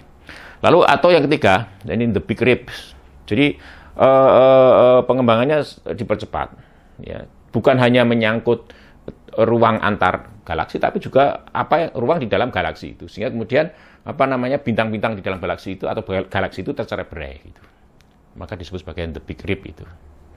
Nah, 3 fenomena ini. Semuanya sangat bergantung pada sesuatu yang kita sebut sebagai energi gelap atau dark energy. Yakni sesuatu yang melawan gravitasi. Jadi cenderung menimbulkan tolak-menolak antar penyusun alam semesta. Itu. Jadi ini dark energy ini bekerja berlawanan dengan gravitasi. Kalau gravitasi tarik-menarik lebih menyatukan, kalau dark energy ini cenderung untuk membuyarkan gitu, ya. Energi gelap ditemukan justru ketika para ilmuwan mulai mengamati seberapa besar pengembangan alam semesta itu mengalami perlambatan oleh karena tarik-menarik gravitasi antar bagian alam semesta. Yang mereka dapati justru malah terjadinya percepatan pengembangan alam semesta. Gitu. Apa penyebabnya? Gitu. Ya, jadi kalau dihitung-hitung berdasarkan energi yang kita ketahui, kita lihat, teramati, ya, terukur, itu ternyata justru malah alam semesta seharusnya itu istilahnya kembali mengalami perlambatan ya terhadap pengembangan itu, tapi ternyata tidak. Ternyata ada percepatan gitu. Apa yang menyebabkan ini semua? Ya, kemudian muncul konsep energi gelap itu sebagai yang tertuduh atas pengembangan alam semesta yang mengalami percepatan. Ya, nah jika energi gelap itu terus-menerus atau ajak melakukan gaya tolak menolak semacam itu, ya konstan maksudnya, sampai di masa mendatang maka ruang alam semesta akan terus-menerus mengalami pengembangan. Jarak antar galaksi akan bertambah besar dengan pertambahan yang semakin cepat. Ya, jika itu terjadi, kemungkinan kita tidak akan bisa melihat hal-hal di luar Bima Sakti.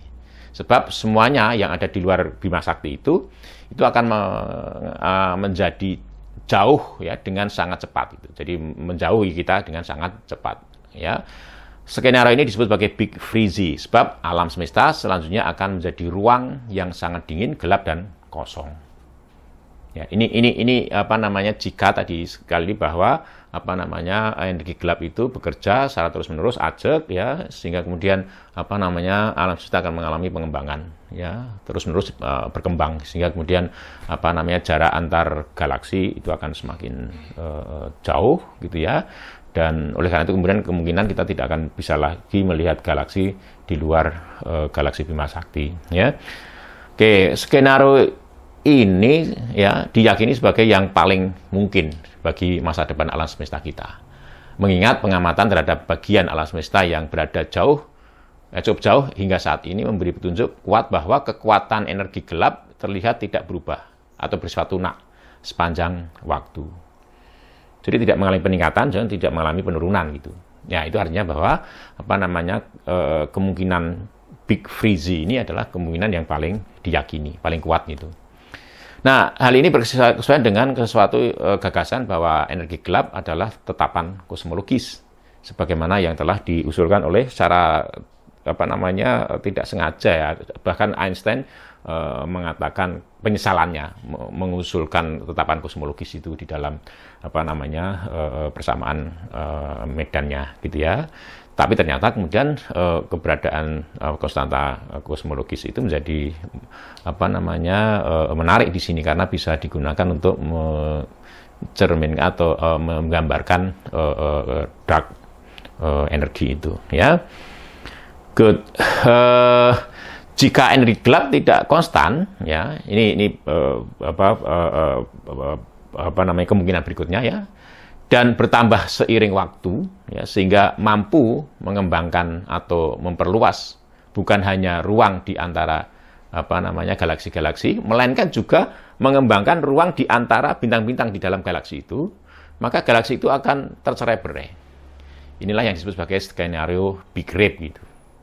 Ya. Yang menarik tentu tentang skenario ini adalah jika ini terjadi, bagaimana nasib tata surya kita? Atau lebih tepatnya bagaimana nasib kita? Ya, karena galaksi kita tercerai-berai gitu ya. Kemudian tata surya kita juga nggak tahu entah kemana gitu ya. Good. Kapan ini akan terjadi? Seandainya terjadi, nah gambarnya semacam ini ya. Jadi ordernya ini ya. Jadi Big Crunch kalau akan kolaps kembali gitu ya. Maka itu akan terjadi ya sekitar 23 miliar ya tahun ya sejak ini ya, ini ya. Jadi sekitar itu ya. Ya lebih ya. Jadi sekitar 30 miliar tahun setelah Big Bang ya, tentu saja ya. Atau kalau diukur dari sekarang ya sekitar 23 atau 24 ya miliar tahun mendatang. Ya. Good, itu kalau Big Crunch ya. Kalau big ribs yang tadi, ya itu akan tersebar alam semesta itu, ya tidak. Tapi yang jelas galaksi kita akan tercerai-berai. Good, ya ordernya sekian ya, 23 miliar tahun yang akan datang. Maka patut juga kemudian kita baca ayat ini ya, a'udzubillahi minasyaitonirrajim. Awalam yarol ladzina kafaru anna samawati wal ardo kanata rotqan fafataqnahuma wa ja'alna minal ma'i kulla shay'in hayy afala yu'minun. Dan apakah orang-orang kafir tidak mengetahui bahwa langit dan bumi keduanya dahulunya menyatu, kemudian kami pisahkan ya antara keduanya, dan kami jadikan segala sesuatu yang hidup berasal dari air, maka mengapa mereka tidak beriman? Kemudian juga wassama banainaha bi'aiti wa inna lamusiun ya.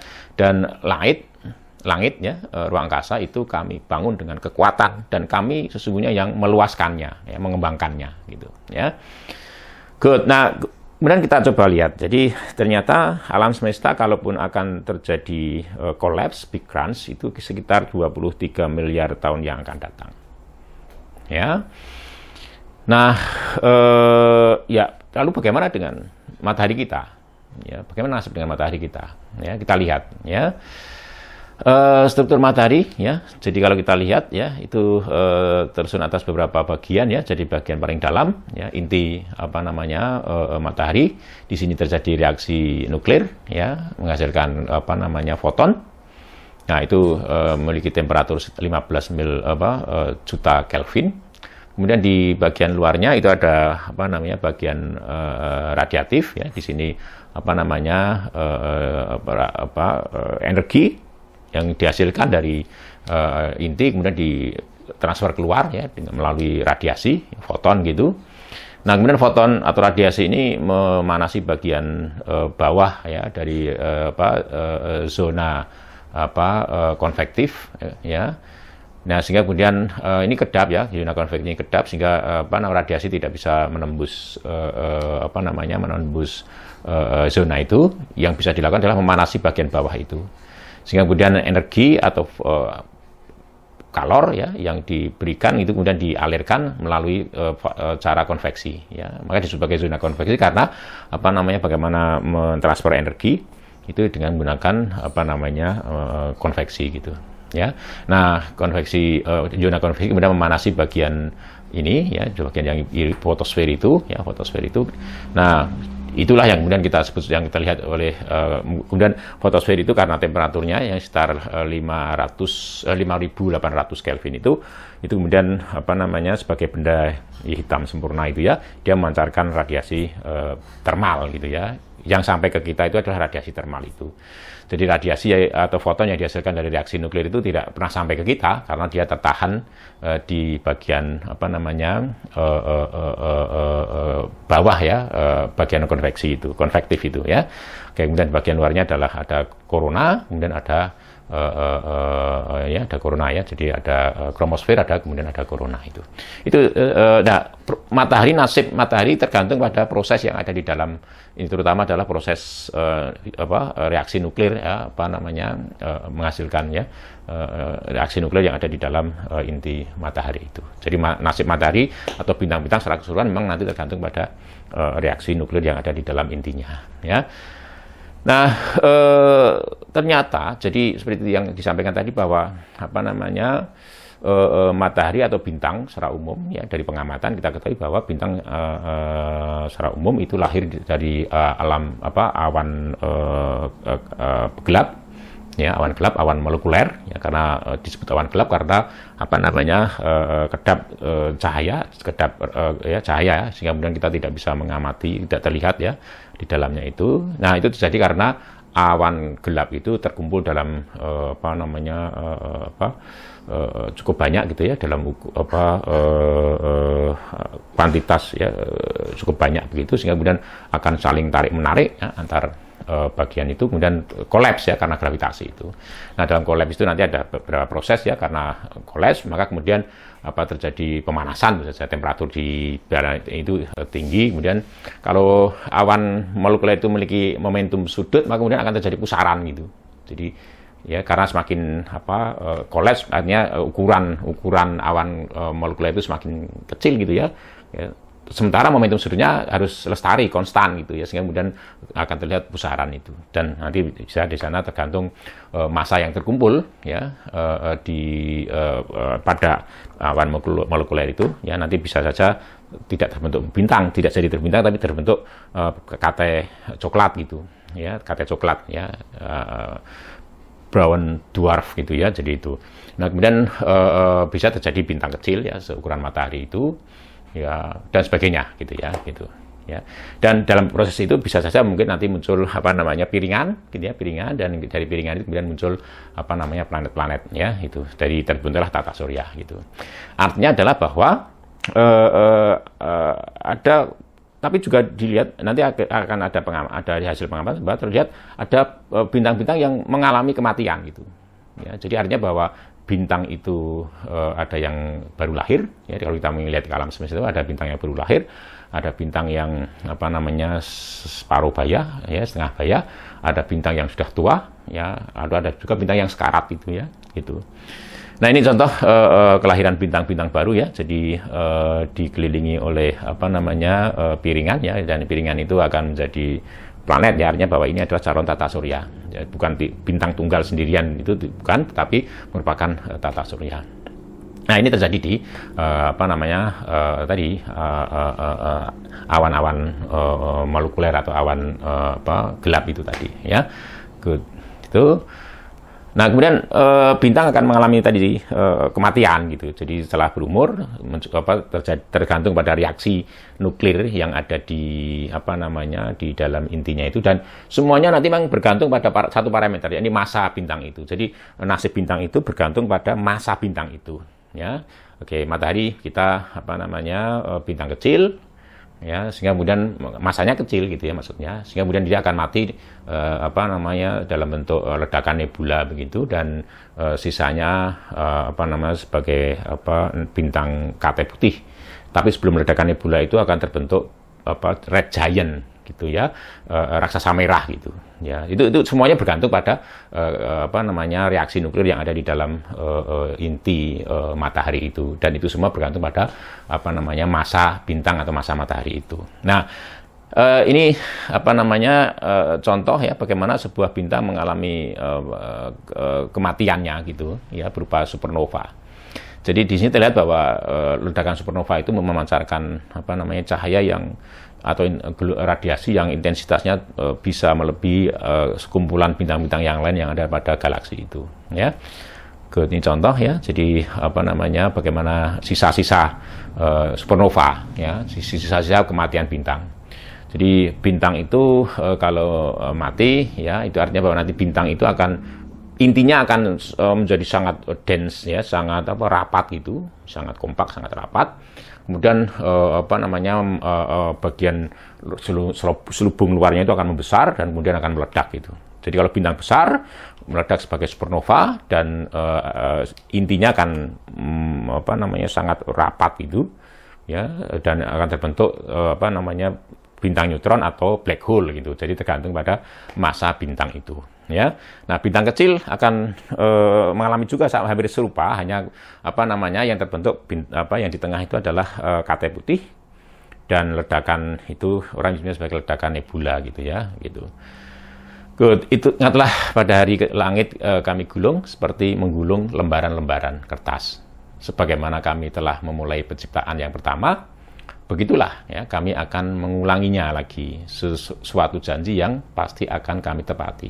Sungguh kami akan melaksanakannya ya. Jadi ya kita bisa memahami ayat ini misalnya sebagai menggulung itu adalah bagaimana bagaimana proses kematian bintang itu ya, dan kematian bintang itu akan jadi ledakan tadi ya, nebula tadi atau supernova itu, materi itu akan tersebar kemana-mana, dan kemudian pada suatu waktu akan terkumpul kembali gitu ya, terkumpul kembali sebagai awan molekuler itu, dan kemudian akan lahir bintang baru lagi gitu ya, kira-kira semacam itu. Jadi maka dikatakan di sini sebagaimana kami telah memulai penciptaan yang pertama, begitulah kami akan mengulanginya kembali penciptaan itu ya.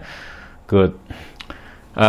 Sekali lagi bahwa bintang apa namanya, itu bisa dikategorikan, bisa diklasifikasikan, atau bisa di apa istilahnya, katalogkan ya dalam bentuk diagram Hertzsprung-Russell ini ya. Nah, dari sini kemudian kita bisa membaca jadi berbagai macam jenis bintang ya. Jadi ada bintang yang memiliki radius 1000 kali radius bintang matahari itu ya. Nah, kemudian ada kelompok-kelompok bintang yang disebut sebagai raksasa merah gitu. Jadi ada juga kelompok bintang yang disebut sebagai maharaksasa gitu. Ada juga kelompok bintang yang disebut sebagai kate putih atau kate-kate gitu ya. Dan ada kelompok bintang yang disebut sebagai apa namanya, barisan utama gitu ya, barisan utama. Nah, ternyata dari hasil apa namanya simulasi dan juga pengamatan gitu, maka orang bisa melihat adanya proses ya apa namanya evolusi bintang gitu. Jadi evolusi bintang. Jadi ini apa namanya bintang-bintang pada apa tadi barisan utama tadi, sebagai contoh ini ya, bintang yang seukuran matahari ini ya, maka dia akan mengalami proses ini. Jadi ini menggambarkan anak panah ini menggambarkan bagaimana dia berproses. Nah, kalau dia berproses bergerak pada diagram Hertzsprung-Russell, itu artinya ke arah sana berarti akan ada perubahan ini radius gitu. Perubahan radius dan juga perubahan temperatur, juga perubahan apa namanya luminositas. Jadi luminositas itu adalah energi yang dipancarkan dari permukaan bintang itu, atau ya dalam matahari yang kita lihat ya, tiap satu satuan waktu. Jadi artinya kalau ada proses, ada pergerakan sebuah bintang, contohnya adalah matahari pada diagram apa Hertzsprung-Russell semacam ini, dari sini ke sini ke arah sana, maka ini akan ada, bisa ditebak ya, bahwa akan ada perubahan radius, membesar radiusnya ya. Jadi artinya permukaan matahari kita itu akan besar itu ya. Kemudian akan ada perubahan temperatur tentu saja ya. Jadi ke arah sana tadi temperatur ya, kalau kita lihat diagram Hertzsprung-Russell ini ya, semakin apa namanya ke kiri itu semakin apa namanya tinggi temperaturnya ya. Jadi kalau arahnya ke sana berarti nanti apa namanya ada penurunan temperatur ya. Good. Ya. Nah, kemudian karena ke arah sana ya, arah sana kemudian ke atas ya, artinya bahwa luminositasnya juga akan apa namanya bertambah. Jadi luminositasnya akan bertambah. Artinya semakin banyak energi yang dipancarkan tiap satu satuan waktu gitu ya, ini gitu. Jadi orang bisa membaca itu. Artinya bahwa diagram semacam ini adalah menggambarkan bagaimana perkembangan atau evolusi dari bintang-bintang itu. Dan itu sangat ditentukan oleh massa bintang itu. Jadi nasib bintang di masa mendatang itu sangat bergantung pada massa bintang itu. Ya, good. Nah, ini gambarannya ya. Jadi sekarang kita ada di sini ya. Jadi artinya bahwa ini umurnya sekitar 5 miliar. Jadi umur bintang matahari kita itu adalah sekitar 5 miliar dari saat kelahirannya. Kemudian kira-kira pada umur 12 miliar tahun yang akan mendatang itu ya di sini. Jadi akan apa namanya menjadi raksasa merah itu. Jadi permukaan apa namanya matahari kita itu membesar gitu ya, membesar. Kemudian berwarna merah ya, karena memang warnanya nanti semakin ke merah ya, semakin merah gitu. Nah, ada saatnya meninggalkan barisan utama. Jadi artinya meninggalkan menjadi bintang yang lain gitu ya, gitu. Jadi bukan bintang utama, bintang biasa lagi gitu ya, karena akan menjadi apa raksasa merah itu. Nah, setelah itu kemudian berproses ya. Nah, ini terjadi ledakan nebula itu ya. Dan akhirnya hasilnya adalah kate putih. Jadi kalau dihitung matahari kita itu akan mengalami kematian atau kemusnahan itu adalah sekitar 12,3 ya miliar tahun ya setelah kelahirannya. Artinya adalah sekitar 7 8 ya miliar tahun yang akan datang itu. Ya.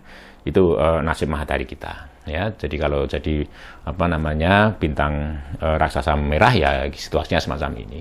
Jadi matahari akan sangat mendekat ya, permukaan matahari itu akan besar ya. Venus, Merkurius itu akan dilahap ya, akan ditelan oleh matahari kita itu. Kemudian diperkirakan permukaan matahari itu akan mendekat ke orbit bumi. Jadi tidak heran kalau matahari kemudian terlihat besar dan dekat dengan kita. Jadi matahari bukan bergerak translasi mendekat itu bukan, tapi mengalami pengembangan gitu. Jadi matahari radiusnya membesar ya, menjadi raksasa merah ya, red giant itu. Sehingga kemudian permukaannya ya juga mendekat ke bumi karena tadi mendekat ke orbit bumi itu ya. Jadi ini gambar ya. Jadi ini kematiannya ya, bintang-bintang kecil, dan ini nanti akan menjadi katai putih yang sangat kompak ya, rapat sekali gitu ya, sangat rapat. Jadi seukuran bumi. Jadi kita lihat tadi ukuran matahari seberapa dan ukuran bumi seberapa tadi kita lihat dari gambar tadi ya. Jadi sangat rapat sekali ya. Jadi masanya hampir sama dengan massa matahari, tetapi radiusnya hampir sama dengan radius bumi gitu. Jadi orang bisa membayangkan bahwa itu sangat rapat itu. Sehingga untuk meninggalkan atau melepaskan diri dari gravitasi ya, katai putih itu dibutuhkan ini kecepatan 0,02 C. Jadinya kita harus 0,02 kali 10 kali 3 kali 10 pangkat 8 meter per sekon. Itu kecepatan yang dibutuhkan agar kita lepas dari gravitasi. Ini gravitasinya kuat sekali gitu ya. Oke, itu katai putih ya, hasil dari mayat ya dari matahari itu berupa katai putih itu. Nah, sekali lagi, apa ya yang dimaksud dengan kiamat kalau semacam itu? Ya. Berakhirnya alam semesta, ya tadi sudah kita dilihat ya, berakhirnya alam semesta ya, kalaupun akan berakhir dengan Big Crunch, itu adalah sekitar 23 ya, miliar tahun yang akan datang. Ya. Hancurnya galaksi Bima Sakti, ya kalaupun tadi ya, terjadi Big Ribs, gitu ya, Big Ribs, itu juga terjadi lebih dari 30 miliar tahun yang akan datang. Musnahnya tata surya atau matahari. Nah, ini kalau memang kiamat adalah musnahnya tata surya atau matahari, maka ini akan terjadi kira-kira tadi 8 miliar tahun yang akan datang. Itu. Atau berakhirnya bumi gitu. Ya. Jika kiamat adalah berakhirnya tata surya kita, maka peristiwa itu baru terjadi sekitar ini tadi sekitar 7-8 ya miliar tahun yang akan datang gitu. Ya. Mereka menanyakan kepadamu tentang kiamat. Bilakah terjadinya? Katakanlah, sesungguhnya pengetahuan tentang kiamat ada di sisi Tuhanku. Tidak seorang pun yang dapat menjelaskan waktu kedatangannya selain Dia. Kiamat itu amat berat huru-haranya bagi makhluk yang ada di langit dan di bumi. Kiamat itu tidak akan datang kepadamu melainkan dengan tiba-tiba. Ya, mereka bertanya kepadamu seakan-akan kamu benar-benar mengetahuinya. Katakanlah, sesungguhnya pengetahuan tentang hari kiamat itu ada di sisi Allah, tetapi kebanyakan manusia tidak mengetahui. Ya, ini Al-A'raf ayat 187. Ya, telah dekat datangnya kiamat, ya, Al-Qamar ayat 1. Ya. Kemudian jarak antara aku diutus sampai hari kiamat seperti 2 jari ini, yaitu jari telunjuk dengan jari tengahnya.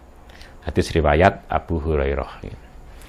Ya, ini berita-berita tentang kiamat. Ya, kapan waktunya itu? Tidak jelas. Ya, tetapi yang jelas itu akan terjadi dengan tiba-tiba, dan beritanya adalah bahwa telah dekat datangnya kiamat itu. Ya, jarak antara aku diutus sampai hari kiamat itu seperti 2 jari, ya, begitu dekatnya gitu ya. Padahal Rasulullah sudah diutus itu ya 1400-an ya tahun yang lampau gitu. Nah, sekarang dikatakan kiamat sudah dekat itu. Ya, kemudian tadi bahwa jarak antara aku diutus sampai dengan kiamat itu seperti 2 jari itu. Ya. Nah, oleh karena itu kemudian kita perlu tafsir di sini. Ya. Jadi kiamat merupakan huru-hara yang hanya menimpa sekitar bumi saja. Saya baca tafsir Ibnu Katsir ya, itu juga beliau meyakini bahwa kiamat itu huru-hara yang menimpa bumi saja begitu. Meskipun kemudian ada benda-benda angkasa yang jatuh ke bumi gitu, ya. Dan bukan bintang itu saja, bukan bintang ya. Lihat tadi, ukuran bintang kecil seukuran matahari aja itu besar sekali ya. Jadi dibandingkan di bumi, tidak mungkin matahari jatuh ke bumi. Jadi kalau disebut situ bintang terjemahan itu artinya memang harus dimaknai dengan makna yang lain ya. Bukan bintang, tapi mungkin benda-benda angkasa yang memang mungkin jatuh ke bumi. Kiamat bukan berarti berakhirnya tata surya kita, Dan tentu saja bukan berakhirnya alam semesta, ya, jelas ya. Tata surya kita tetap akan ada setelah kiamat dan akan berakhir secara alamiah. Ya, kurang lebih 8 ya miliar tahun yang akan datang. Ya. Nah, apabila bumi digoncangkan, ini dalil yang untuk yang pertama tadi ya, dengan goncangan, ya, dan bumi telah mengeluarkan beban-beban beratnya, dan manusia bertanya, mengapa bumi jadi begini? Ya, jadi itu diberitakan bahwa kiamat benar-benar keguncangan di bumi itu gitu. Dan sehingga kemudian manusia menanyakan, mengapa bumi ini seperti ini? Ya, apabila terjadi hari kiamat, terjadinya hari kiamat itu tidak dapat disangkal. Kejadiannya merendahkan satu golongan dan meninggikan golongan yang lain. Apabila bumi digoncangkan sedasat-dasatnya dan gunung-gunung diluluh lantakkan, maka jadilah ia debu yang berterbangan dan kamu mendapati 3 golongan. Jadi Al-Waqiah ayat 1 sampai dengan 7 ya. Oke, berikutnya dan mereka bertanya kepadamu tentang gunung-gunung. Maka katakanlah Tuhanku akan menghancurkannya di hari kiamat sehancur-hancurnya. Maka dia akan menjadikan bekas gunung-gunung itu datar sama sekali. Tidak sedikit pun kamu lihat padanya tempat yang rendah maupun yang tinggi gitu. Dan ingatlah akan hari ketika itu kami perjalankan gunung-gunung dan kamu akan melihat bumi itu datar. Ya. Nah ini, jadi kalau disebut-sebut bumi itu datar, ya, dan sebagainya itu artinya situasinya semacam ini beberapa bisa saja itu terjadi. Ya.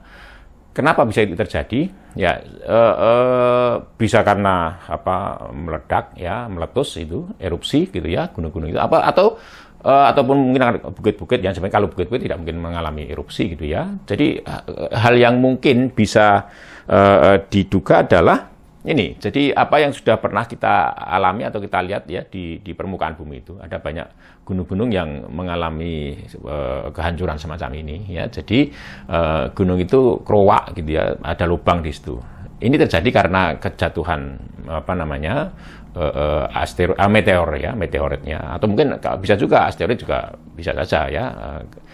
Nih, jadi gunung itu menjadi ini terjadi baru mungkin satu kali hantaman meteorit ya atau asteroid ya.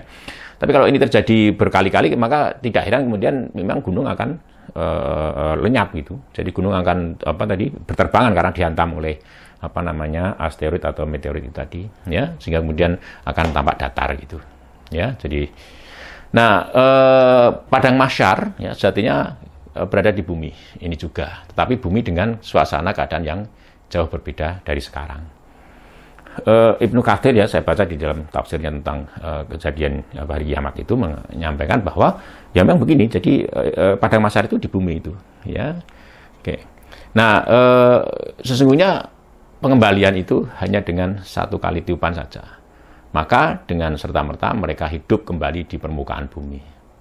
Ya, An-Nazi'at ayat 13-14. Dan ditiuplah sangkakala, maka matilah siapapun yang ada di langit dan di bumi, kecuali mereka yang dikehendaki oleh Allah.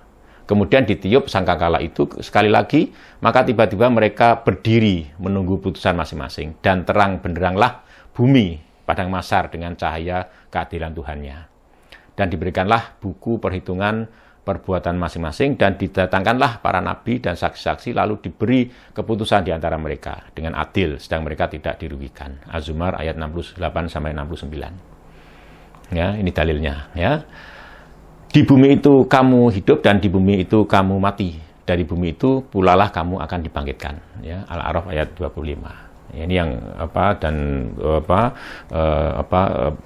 tafsir ayat-ayat kauniyah tadi ya, itu nanti akan menguatkan keyakinan kita bahwa padang mahsyar itu memang ada di permukaan bumi ya, yaitu pada hari ketika bumi diganti dengan bumi yang lain dan demikian pula langit ya, dan mereka semuanya berkumpul di padang mahsyar menghadap kehadirat Allah yang Maha Esa lagi Maha Perkasa. Dan kamu akan melihat orang-orang yang berdosa pada hari itu diikat bergandengan dengan belenggu.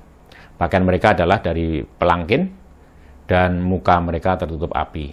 Ibrahim ayat 48-50. Nah, meskipun dikatakan ini diganti dengan bumi yang lain, ini dimaknai bahwa bumi itu sudah sudah diporak-porandakan gitu ya, digoncang-goncangkan, kemudian dihantam dari angkasa luar ya dengan meteor dan sebagainya, kemudian gunung-gunung itu menjadi hilang ya, lenyap gitu ya, terberterbangan ya, hancur gitu ya, kemudian bumi nampak datar gitu. Nah, itu yang dikatakan sebagai bumi diganti dengan bumi yang lain dengan situasi seperti itu.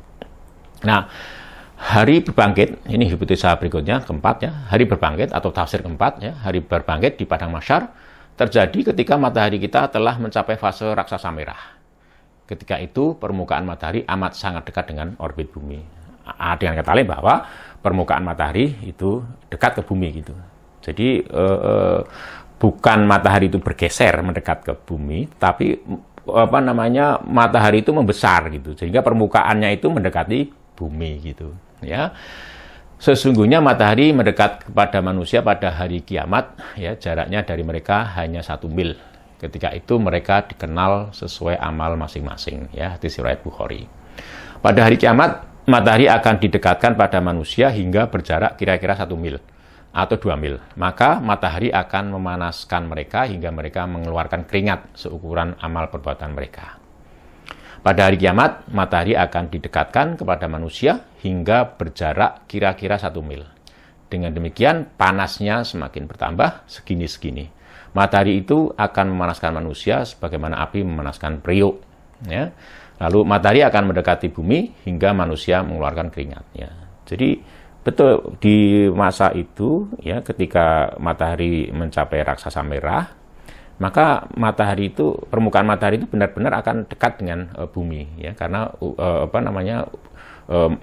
Venus, Merkurius akan ditelan oleh matahari sebagai raksasa merah, sehingga permukaan matahari akan mencapai orbit bumi, sehingga boleh dikatakan benar bahwa matahari itu mendekat ke bumi. Yang mendekat bukan karena terjadi translasi, tetapi karena memang membesar gitu ya.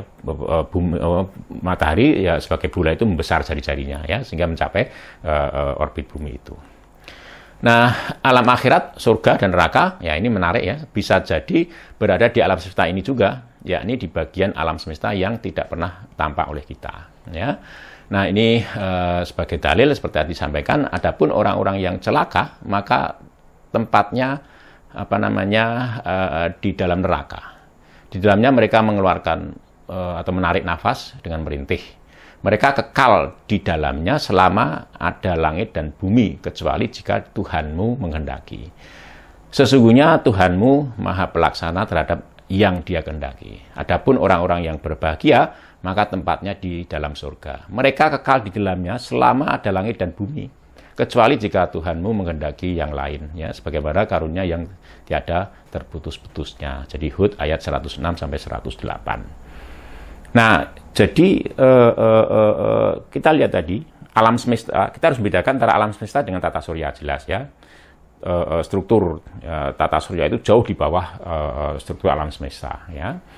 Nah, alam semesta kemudian tadi kita perhatikan ada 3 skenario yang diperkirakan dan yang paling saat ini hasil pengamatan menunjukkan bahwa skenario yang paling mungkin akan terjadi adalah Big Freeze tadi. Jadi alam semesta akan terus ada. Ya, meskipun nanti situasinya akan berbeda, jadi kosong, dingin ya, gitu ya. Oke. Nah, sementara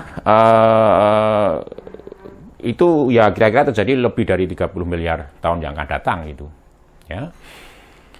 Nah, kemudian skenario yang kedua adalah Big Rip tadi. Jadi yang hancur bukan hanya yang hancur adalah galaksinya gitu. Galaksi tercerai-berai. Ya, dan kalau ini terjadi, maka ini akan terjadi 30 ya sekitar ya ordernya hampir sama ya 30 miliar tahun yang akan datang gitu. Ya. Nah, yang terakhir yang paling Big Crunch gitu. Nah, artinya bahwa alam semesta itu hancur. Alam semesta itu kolaps gitu, ya. Bintang, galaksi dan apapun yang ada di dalamnya itu hancur. Dan kemudian itu kolaps jadi satu titik. Jadi gitu ya. Oke. Nah, kalau ini terjadi, ini sekitar 23 miliar tahun yang akan datang. Ya, itu. Nah, sementara bagaimana nasib matahari kita gitu. Jadi bagaimana nasib matahari kita? Ya, tadi kita lihat jadi matahari kita itu akan hancur, akan mati, ya. Itu kira-kira 7 miliar tahun yang akan datang dan mati dalam bentuk katai putih gitu. Terjadi ledakan nebula, ya, dan itu jadi itu. Ya, dan melalui proses, ya, jadi mulai proses membesar sebagai bintang katai putih tadi, meninggalkan barisan utama kemudian menuju ke bintang katai putih, ya, yang semakin besar, semakin merah gitu ya, dan semakin radiasinya semakin tinggi, ya, temperaturnya menurun gitu, ya, itu. Good. Nah, kemudian ini akhirnya ya karena kesetimbangan reaksi, ya, nuklir di dalam inti matahari itu atau raksasa merah itu kemudian akan terjadi ledakan itu. Dan itu terjadi kira-kira 8 miliar tahun yang akan datang. Ya, padahal dikatakan oleh Rasulullah bahwa kiamat itu sudah dekat itu, ya. Jarak antara aku itu sampai dengan kiamat itu seperti 2 jari yang berdekatan ini gitu, ya. Oke, itu gambaran tentang betapa dekatnya kiamat itu dan betapa jauhnya kehancuran alam semesta itu gitu, ya. Itu. Nah, jadi kemudian berdasarkan kabar-kabar tadi Al-Zalzalah dan sebagainya tadi bahwa kiamat itu sebenarnya hanya gonjang-ganjing di bumi saja begitu. Ya, tentu akan ada keterlibatan benda-benda angkasa ya, termasuk tadi jatuhnya meteor, kemudian juga mungkin asteroid dan sebagainya. Sehingga kemudian membuat manusia mati ya. Semuanya ya kemudian dibangkitkan ya. Tadi dibangkitkan di permukaan bumi itu juga ya. Oke, jadi itu kira-kira artinya bahwa ya setelah kemudian hari berbangkit ya di permukaan bumi, kemudian padang mahsyar, hari menghisab ya, perhitungan dan sebagainya. Kemudian ya nanti manusia akan mengalami menemui makna nasibnya masing-masing, menemui memanen ya apa yang menjadi perbuatannya ya, diganjar. Ya, ada yang masukkan surga, masukkan neraka. Nah, di mana surga neraka itu? Nah, kita ingat kembali bagaimana Allah menjalankan Adam sehingga kemudian turun ke bumi. Ya, saya kira juga tidak sulit bagi Allah untuk melakukan itu. Tapi apakah kemudian yang dijalankan itu adalah dalam bentuk wujud manusia? Ya, kemarin kita pertanyaan begitu. Sebenarnya Adam itu siapa gitu ya? Di antara manusia-manusia purba yang evolusinya begitu runtut ya, dan disokong oleh pengamatan yang lengkap gitu ya. Nah, sama jadi lalu setelah hari hisab itu, perhitungan itu, manusia diganjar sesuai dengan perbuatannya masing-masing, maka kemudian orang dimasukkan surga dan neraka gitu ya. Nah, kemudian disebutkan di sini bahwa artinya itu terjadi ya dalam orde kurang dari 7 miliar atau mungkin ya 5 miliar tahun yang akan datang. Artinya alam semesta masih ada terus gitu. Maka di sini disebutkan bahwa langit dan bumi selama masih ada itu artinya bahwa langit dan bumi memang masih ada setelah terjadi kiamat itu. Bumi masih ada karena memang kemudian ya bumi akan dihantam karena ledakan nebula itu. Tapi langitnya alam semesta masih ada gitu. Jadi menurut perhitungan alam semesta ya tadi sudah kita bicarakan bahwa ordenya lebih dari 10 ya miliar tahun yang akan datang gitu. Nah, maka kemudian mulai jelas saya rasa apa yang dimaksud dengan ayat ya 106 ya sampai dengan 108 Hud ini ya. Jadi ya tentu surga dan neraka ya dikatakan sesuatu yang mata belum pernah melihat ya, telinga belum pernah mendengar dan sebagainya, itu bisa jadi ya karena memang itu ada di balik horizon ya, mata belum pernah lihat benar ya, itu di balik horizon. Dan mungkin keadaannya juga tadi dikatakan berapa orde waktu dan sebagainya itu bisa seperti tadi di dekat kita aja ada suatu planet yang di sana ketika kita berada di sana 6 tahun ya, menurut ukuran tahun di sana kita hanya melihat matahari terbit itu 5 kali gitu. Artinya bahwa kemungkinan bahwa 1 hari itu 1000 tahun ya, itu bisa saja terjadi ya di suatu planet ya, entah di mana di sana gitu. Oke, sampai di sini terima kasih ya, semoga bermanfaat ya. Wassalamualaikum warahmatullahi wabarakatuh.